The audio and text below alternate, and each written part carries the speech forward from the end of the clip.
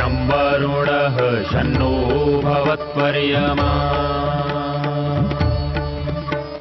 शन्न इन्द्रो बृहस्पतिः शन्नो विष्णुरुक्रमः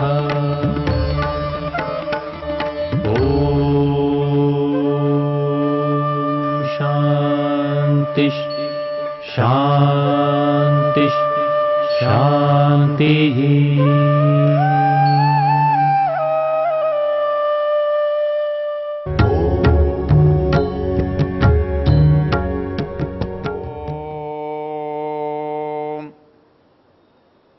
हम यजुर्वेद के शिव संकल्प मंत्र की चर्चा कर रहे हैं और दूसरे मंत्र की चर्चा में हमने देखा इस मंत्र का ऋषि शिव संकल्प है, इस मंत्र का देवता मन है और इसकी विशेषता इस मंत्र में बताई गई है। वो कहता है येन कर्माण्यपसो मनीषिणो यज्ञे कृण्वन्ति विदथेषु धीराः यद पूर्वम यक्षम अंतः प्रजानां तन्मे मनः शिव संकल्पमस्तु। जो हमारी प्रजाओं में जो मन है वो हमारा शिव संकल्पों वाला हो।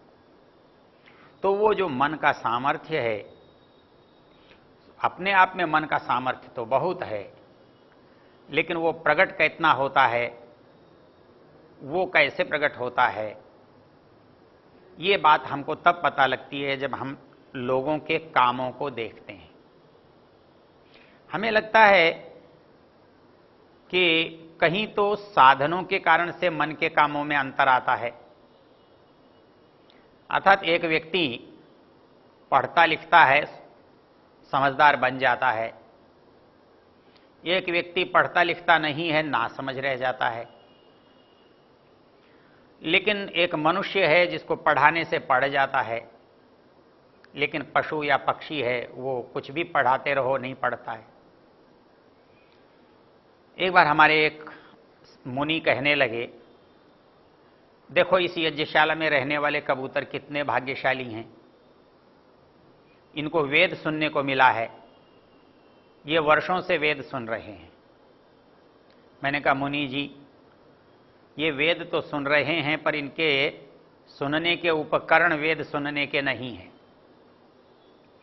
ये बिल्कुल ऐसी परिस्थिति है जैसे नल के नीचे कोई घड़े को उल्टा रख दे और ये अपेक्षा करे, ये सोचे कि मेरे घड़े में बहुत सारा पानी आ गया होगा।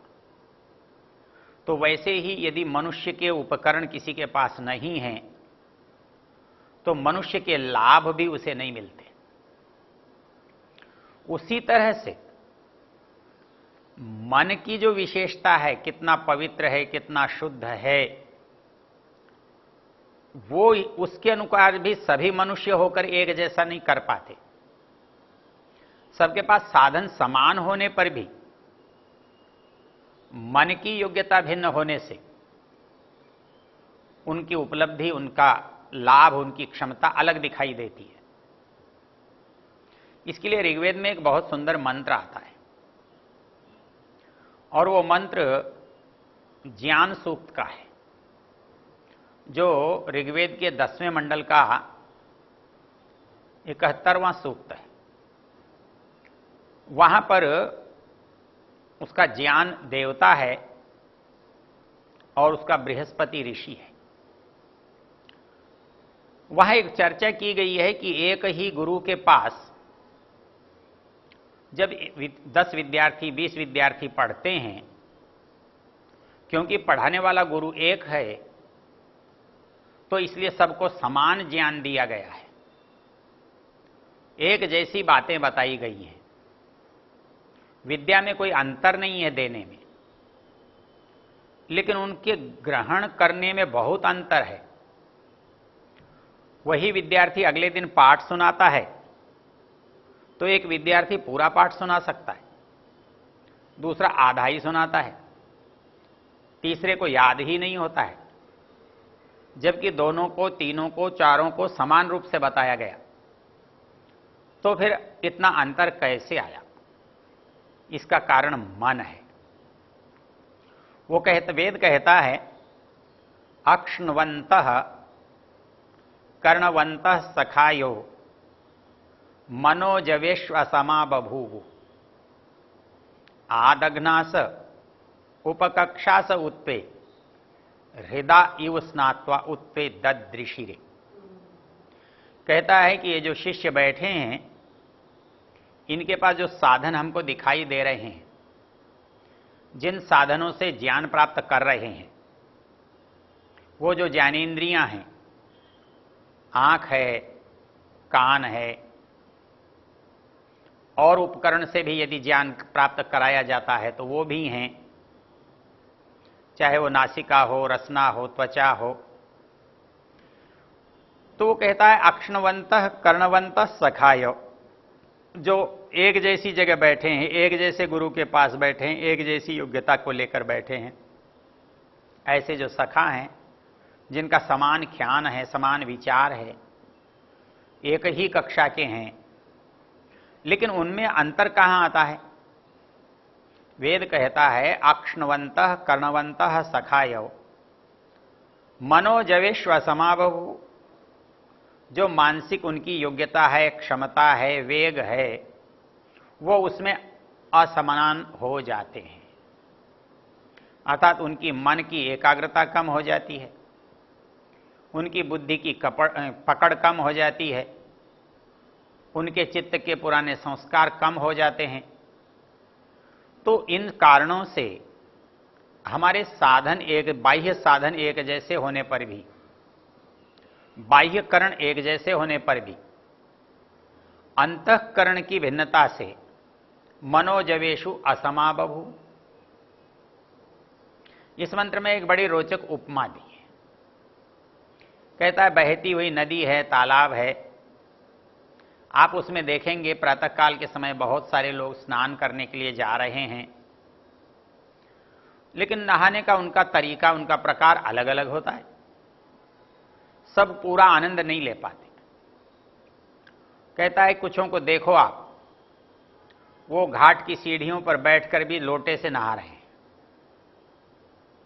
उनसे पूछो जी इतनी बड़ी नदी बह रही है, आप अंदर क्यों नहीं उतरते? कहते हैं भय लगता है, तैरना नहीं आता है। वो सीढ़ियों पर ही बैठ के नहा लेते हैं।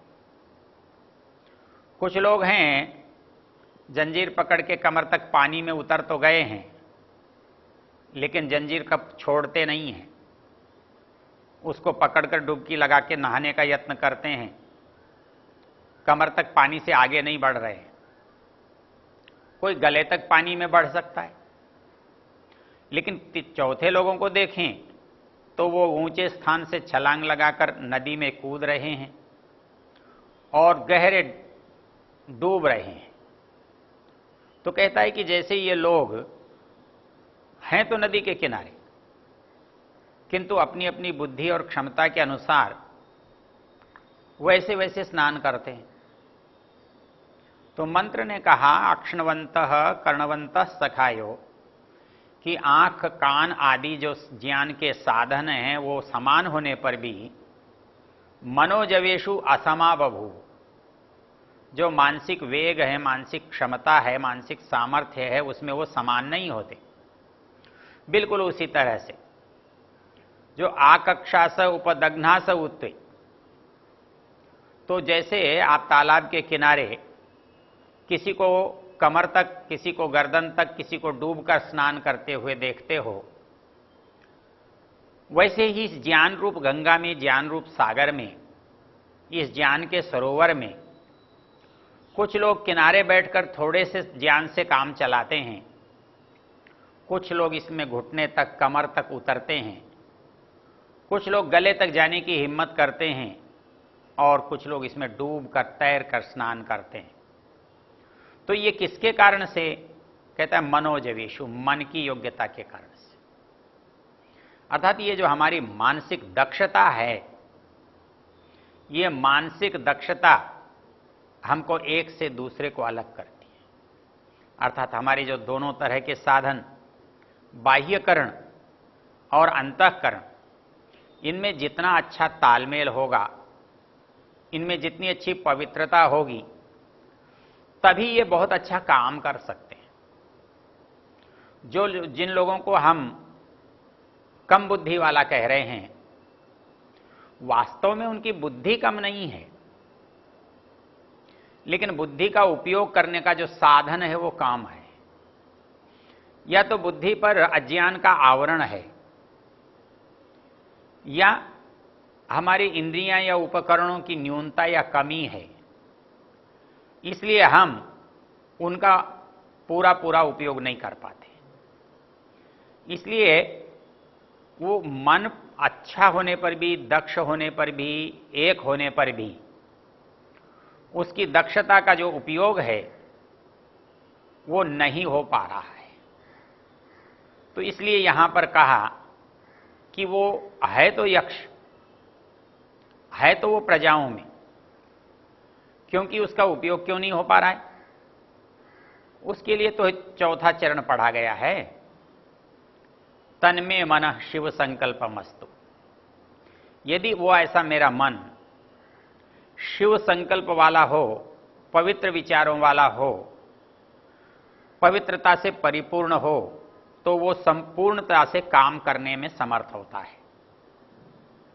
और यदि उसमें कहीं अपवित्रता है, न्यूनता है, कमी है, तो वो पूरा काम नहीं कर पाता।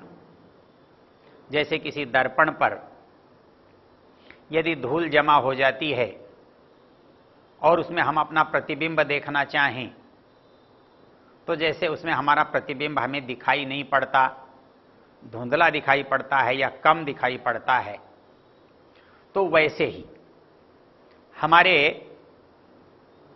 इस मन पर भी यदि स्पष्टता ना हो, स्वच्छता ना हो, तो इसको प्राप्त होने वाला जो ज्ञान है उसकी उपलब्धि, उसकी प्राप्ति भी कम होती है। इसलिए प्रत्येक मंत्र में जो अंतिम चरण कहा गया वो है तन्मे मनः शिव संकल्पमस्तु।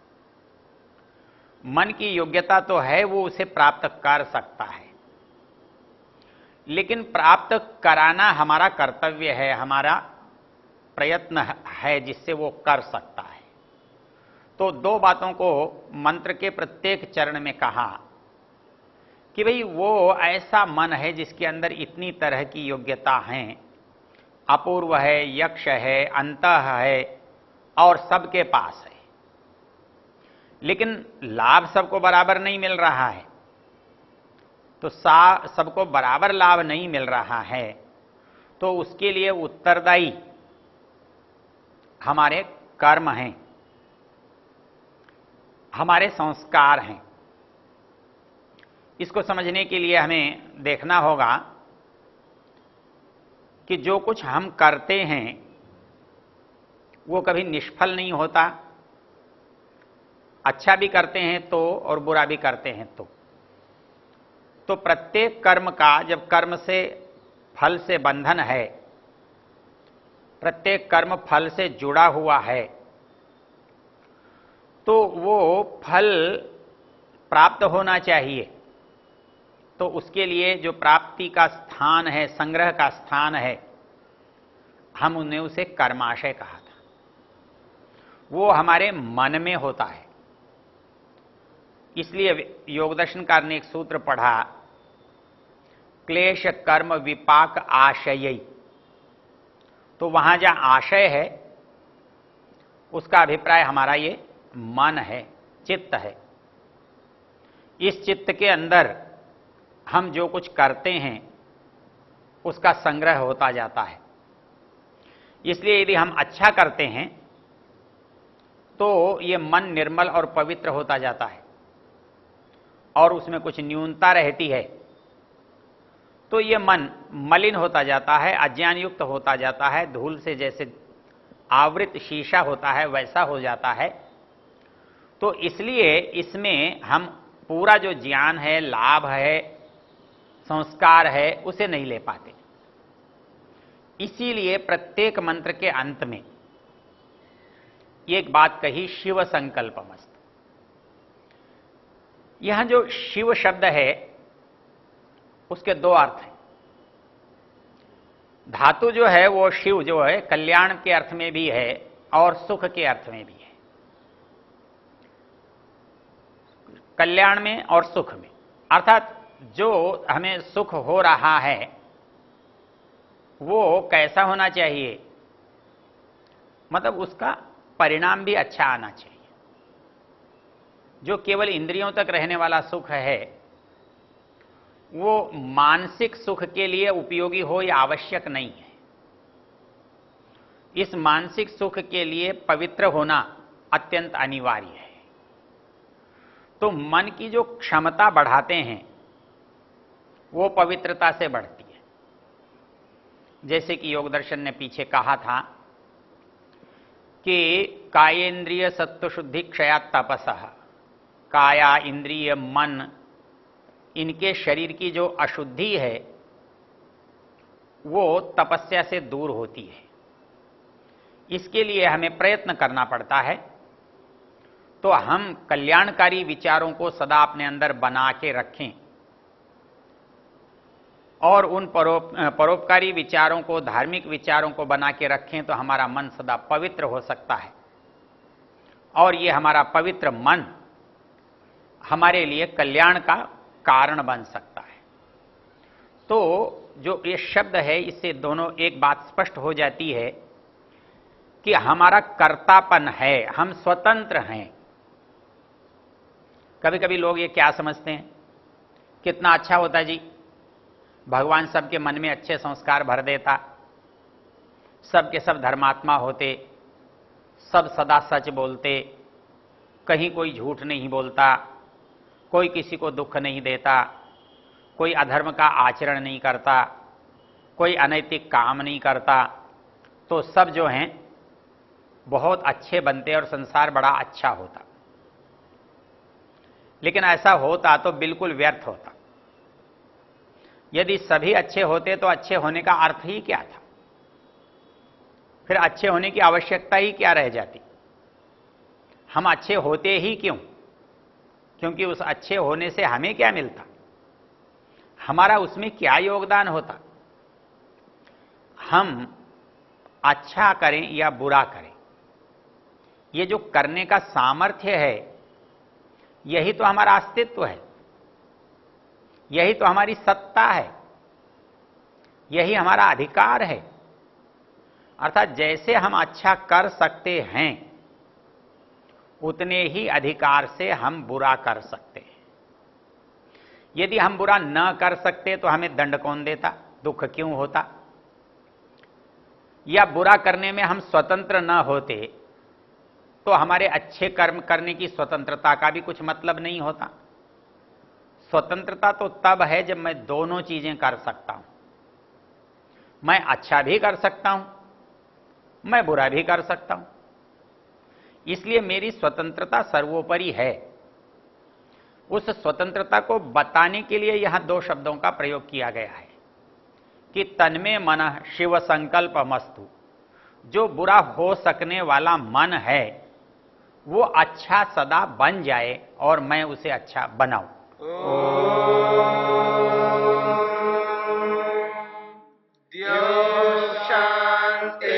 शांतिरंतरिक्षं शांति पृथिवी शांतिरापः शांतिरोषधयः शांतिः वनस्पतयः शांतिर्विश्वे देवा शांतिर्ब्रह्म शांति सर्वं शांति शांतिरेव शांति क्षमा शांतिरेधि। ओम शांति शांति शांति।